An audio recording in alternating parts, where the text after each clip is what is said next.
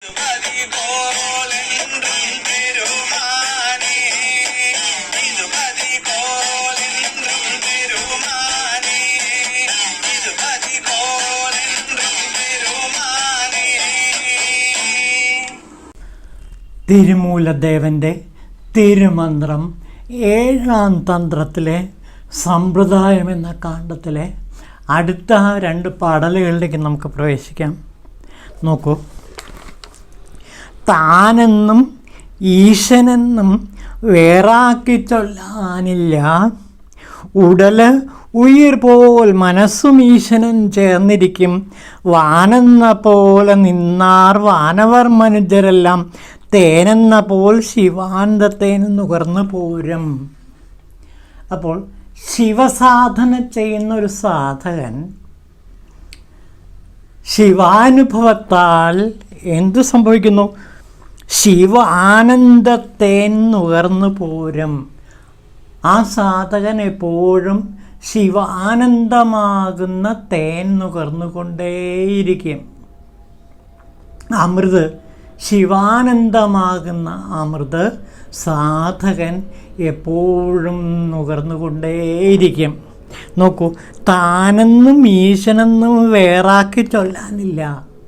ഞാൻ വേറെ ഈശ്വരൻ വേറെ എന്ന അവസ്ഥ ഒരിക്കലും ഉണ്ടാകുന്നില്ല. ഞാനും ഈശ്വരനും ഒന്ന് തന്നെയാണ്, രണ്ടല്ല. അതാണിവിടെ തിരുമൂലദേവൻ സൂചിപ്പിക്കുന്നത്.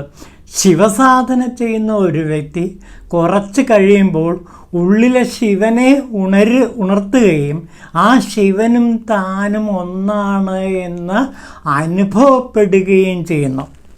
അങ്ങനെ താനെന്നും ഈശനെന്നും രണ്ടായി തോന്നില്ല, വേറായിട്ട് അനുഭവപ്പെടില്ല. രണ്ടുപേരും ഒന്ന് തന്നെ. ഞാനെന്ന് പറയുന്ന വ്യക്തിയും ശിവനെന്ന വ്യക്തിയും രണ്ടുപേരും ഒന്ന് തന്നെ. ശിവോഹം. ഏതുപോലെ ഉടല് ഉയിർ പോൽ മനസ്സും ഈശ്വരൻ ചേർന്നിരിക്കും. മനസ്സ് തന്നെ ഈശ്വരനായി മാറുന്ന അവസ്ഥ. എങ്ങനെ? ഉടലിൽ എപ്രകാരമാണോ ഉയിരിരിക്കുന്നത് അതുപോലെ തന്നെ മനസ്സും ഈശ്വരനും ഒന്നായി ചേർന്നിരിക്കും എന്നാണ് പറയുന്നത്. അപ്പോൾ മനസ്സും ഈശ്വരനും ഒന്നായി ചേർന്നിരിക്കും. ഇത് തന്നെയാണ് രമണ ഭഗവാനും പറയുന്നത്. അതായത് മനസ്സ് അതിൻ്റെ മൂലത്തിലെത്തിച്ചേരണം. മനസ്സ് അതിൻ്റെ ജന്മഗ്രഹത്തിലെത്തിച്ചേരണം. ജന്മഗ്രഹം എന്ന് പറയുന്നത് എന്താണ്? മൂലം എന്ന് പറയുന്നത് ശിവ മനസ്സാണ്. അപ്പോൾ വ്യക്തി മനസ്സ് ശിവമനസ്സുമായിട്ട് ഒന്നായിട്ട് ചേരുന്നു.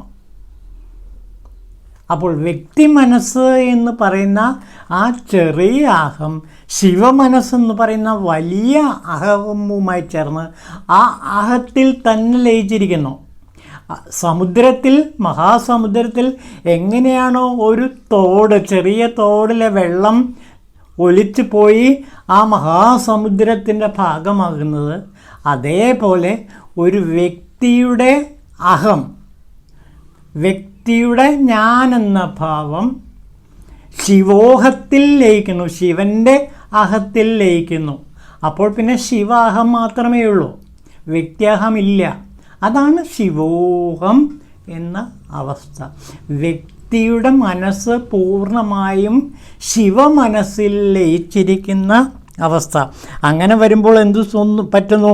വാനെന്ന പോലെ നിന്നാർ വാനവർ മനുജരെല്ലാം, വാനവരും മനുഷ്യരും എല്ലാം തന്നെ, ദേവന്മാരും മനുഷ്യരെല്ലാവരും തന്നെ ചിതാകാശത്തിലായിരിക്കും പിന്നെ ജീവിക്കുക. ചിതാകാശ വെളിയിലായിരിക്കും ജീവിക്കുക. അങ്ങനെ ശിവബോധത്തിൽ ലയിച്ചു ചേർന്നവർ, ശിവോഹത്തിൽ ലയിച്ചു ചേർന്നവർ എപ്പോഴും വാനവരായാലും വേണ്ടില്ല, മനുഷ്യരായാലും വേണ്ടില്ല, അവയെല്ലാം ചിതാകാശവെളിയിൽ, ചിത് എന്ന ആകാശവെളിയിലായിരിക്കും, ചിതാകാശവെളിയിലായിരിക്കും പിന്നെ വസിക്കുന്നത്. അതായത് ശിവലോകത്തിലായിരിക്കും അവർ പിന്നെ ജീവിക്കുന്നത്. അപ്പോൾ ശിവസാക്ഷാത്കാരം കിട്ടിയ ഒരു വ്യക്തി എപ്പോഴും ചിതാകാശവെളിയിലെ ശിവലോകത്തായിരിക്കും ജീവിക്കുക. അങ്ങനെ വരുമ്പോൾ തേനെന്ന പോൽ ശിവാനന്ദത്തേൻ നുകർന്നു പോരും. അവിടെ വച്ചിട്ട് അവർക്ക് ശിവലോകത്തിൽ എത്തിച്ചേർന്നാൽ, അല്ലെങ്കിൽ ശിവോഹത്തിൽ എത്തിച്ചേർന്നാൽ, ആ വ്യക്തി ഭക്ഷിക്കുന്നത് അമൃതാണ്. എങ്ങനെയുള്ള അമൃത്? ശിവാനന്ദത്തേൻ.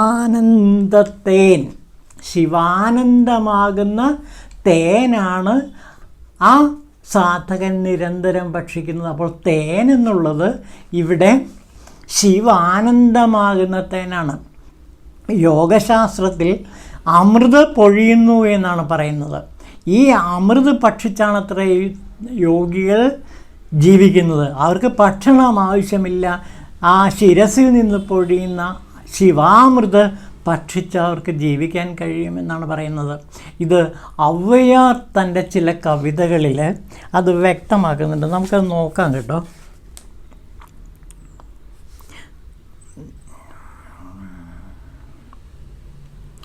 നമുക്ക് അതിൻ്റെ ആരംഭം മുതൽ നോക്കാം.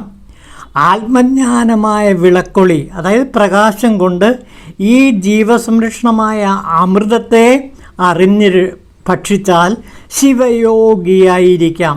അമൃതം എന്നത് ആത്മജ്ഞാനം തന്നെ. അപ്പോൾ ഇവിടെ അമൃതം എന്ന് പറയുന്നത് ആത്മജ്ഞാനമാണ്. ആത്മജ്ഞാനമായ വിളക്കൊളി, അതായത് പ്രകാശം, ശിവപ്രകാശം കൊണ്ട് ഈ ജീവസംരക്ഷണമായ അമൃതത്തെ അറിഞ്ഞ് ഭക്ഷിച്ചാൽ ശിവയോഗിയായിരിക്കാം. പിന്നെ ഔവ്വയാർ വീണ്ടും പാടുന്നുണ്ട്. ശിവൻ ശിവലിംഗമാകെ തെളിന്തവർ തം പാവ നശിക്കും പരുന്തു. അതിൻ്റെ അർത്ഥം ഇതാണ്: നമ്മുടെ ഉള്ളിലിരിക്കുന്ന ജീവൻ തന്നെ ശിവലിംഗം എന്ന ദൃഢജ്ഞാനം വന്നവൻ്റെ സർവപാപവും നശിക്കും. അതായത് ശിവാത്മാവും പരമാത്മാവും ഒന്നാണ് എന്ന ജ്ഞാനം ഉണ്ടാകും. പിന്നെയും ഔവ്വയാർ പാടുന്നുണ്ട്. തന്നെ അറിയും അറിവ് തന്നെ പേരിൽ പിന്നെ പിറപ്പില്ലേ വിടും. അതിൻ്റെ അർത്ഥം നമുക്ക് നോക്കാം. തന്നെ അറിയാനുള്ള അറിവ് നേടിയവന് മുക്തി ലഭിക്കുന്നു. അവന് വീണ്ടും ജന്മമെടുക്കേണ്ടി വരില്ല. തന്നെ അറിഞ്ഞ് അഹങ്കാരമായയെ മാറ്റി ഞാനെന്ന ഭാവം പോയാൽ പിന്നെ അവന് മറ്റ് ജന്മങ്ങളൊന്നുമില്ല. ഈ ഭൂമിയിൽ പിറന്ന ജീവന്മാർക്കെല്ലാം താൻ തന്നെ ആധാരമായി ചിതാകാശ സ്വരൂപമായിരിക്കുന്ന ശിവബ്രഹ്മത്തിൽ ലയിച്ചു ചേരാൻ കഴിയും. എപ്പോഴും ശിവനെപ്പറ്റി ചിന്തിച്ചു കൊണ്ടിരിക്കുന്നവരുടെ ചിന്തയിൽ, മനസ്സിൽ ശിവൻ കുടികൊണ്ട് എപ്പോഴും സ്ഥിരമായി നിൽക്കും. ഗുരുവിൻ്റെ പാദസേവ ചെയ്ത് ഗുരുവനുഗ്രഹം കിട്ടാത്തവർക്ക് ശിവനെ ദർശിക്കാൻ സാധിക്കില്ല. ഗുരുവിൻ്റെ അനുഗ്രഹം, ഈശ്വര കൃപ വേണം. എല്ലാത്തിനും കൃപയാണ്. അതിനെയാണ് ഇവിടെ ഔവ്വയാർ ഗുരുകൃപ എന്ന് പറയുന്നത്. ആ ഗുരുകൃപ കിട്ടിയവർക്ക് മാത്രമേ ശിവാനുഗ്രഹം കിട്ടുകയുള്ളൂ, ശിവലോകത്തിൽ എത്തിച്ചേരാൻ പറ്റുള്ളൂ. ശിവാനന്ദ തേൻ നുകർന്ന് ശിവലോകത്തിൽ ശിവബ്രഹ്മത്തോടൊത്ത് ജീവിക്കാൻ കഴിയുകയുള്ളൂ. ഇനി അടുത്ത ഒരു പാടലൂടെ, അവസാനത്തെ പാടലൂടെ നമുക്ക് നോക്കാം. മേന്മയായി ചൊല്ലുമുയിരും ശിവവുമേ താനെ തന്നാൽ വേറായിരിക്കുന്നില്ല അതൊരു കാലത്തും. തന്മയപ്പെട്ടിരിക്കും മൂടലായി ഉയിർ പോലെ അരുളും ശിവനും ഒന്നായിരിക്കും അരുളേ സ്വരൂപമായി. അരുൾ എന്ന് പറയുന്നത് ശിവാരുളാണ്. അത് മേന്മയായി ചൊല്ലും ഉയിരും ശിവവും, നമ്മുടെ ജീവനും ശിവവും ഒന്നായി ചേർന്നിരിക്കുന്നു, വേറല്ല. അങ്ങനെ തന്മയപ്പെട്ടിരിക്കും ഉടലുയിർ പോലെ അവർ അരുളും. ഉടലും ഉയിരും എപ്രകാരമാണോ ഒന്നിച്ചിരിക്കുന്നത് അതേപോലെ ശിവനും സാധകനും ഒന്നിച്ചിരിക്കുന്നു.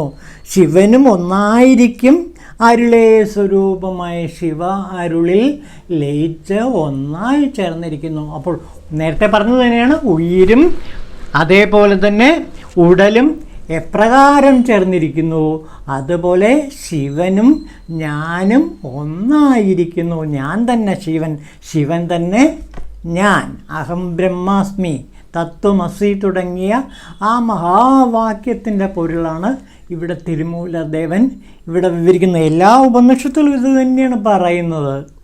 ഏത് ഉപനിഷത്തുകൾ എടുത്തു നോക്കിയാലും ഏത് വേദഗ്രന്ഥങ്ങൾ എടുത്തു നോക്കിയാലും എല്ലാം പറയുന്നത് ഇതാണ്. നമുക്ക് മുണ്ടകോപനിഷത്ത് പരിശോധിച്ച് നോക്കാം. ഇതാ നോക്കൂ, അതിൽ പറയുന്നത്, ഞാനതിൻ്റെ മലയാള അർത്ഥം മാത്രമേ പറയുന്നുള്ളൂ കേട്ടോ. സർവജ്ഞനും സർവവിത്തുമായ യാതൊരുവിൻ്റെ മഹിമയാണോ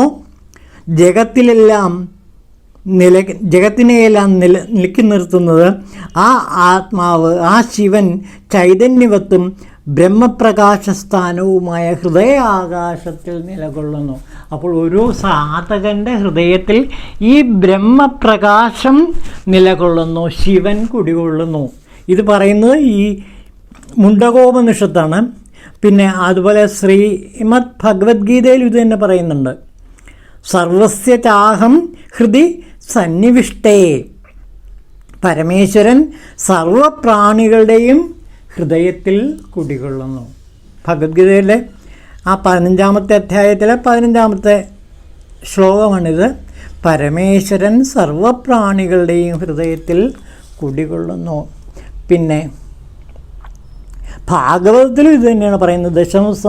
ദശമസ്കന്ധത്തിലൊരു ഭാഗത്തുണ്ട്, ഞാൻ അങ്ങയെ പ്രകൃതിക്കും ഉപരിയായ സാക്ഷാൽ പരമപുരുഷനായിട്ടും സർവപ്രാണികളുടെയും ബുദ്ധിവൃത്തികൾക്ക് സാക്ഷിയായിട്ടും കേവലമായ ആത്മാനന്ദാനുഭവ സ്വരൂപനായിട്ടും അറിയുന്നു.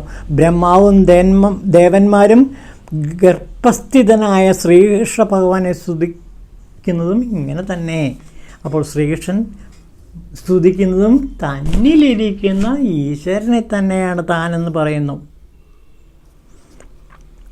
പിന്നെ ഭഗവത്ഗീതയിൽ വീണ്ടും പറയുന്നുണ്ട്, എൻ്റെ പരമതത്വത്തെ അറിയാത്ത മൂഢന്മാരായവർ സകല ഭൂതങ്ങൾക്കും മഹേശ്വരനായ എന്നെ മനുഷ്യദേഹത്തെ ആശ്രയിച്ചിരിക്കുന്നവരായി വിവരിച്ച് അപമാനിക്കുന്നു എന്നാണ് പറയുന്നത്. സാക്ഷാൽ മനുഷ്യൻ ആരാണ്? ശിവൻ തന്നെയാണ്. ചാന്തോഗ്യോപനിഷത്തിലും കഠോപനിഷത്തിലും ഇത് തന്നെയാണ് പറയുന്നത്. ഒരു ധീരൻ അമൃതത്തെ ആഗ്രഹിച്ച് ചക്ഷുരാതീന്ദ്രിയങ്ങളെ ബാഹ്യവിഷയങ്ങളിൽ നിന്നെല്ലാം പിന്തിരിപ്പിച്ച് അന്തർമുഖമായി പ്രത്യേകാത്മാവിനെ സാക്ഷാത്കരിക്കുന്നു. ഇതാണ് തിരുമൂലദേവൻ ഇവിടെ പറയുന്നത്. ഓം ശിവായ തിരുമൂലദേവായ.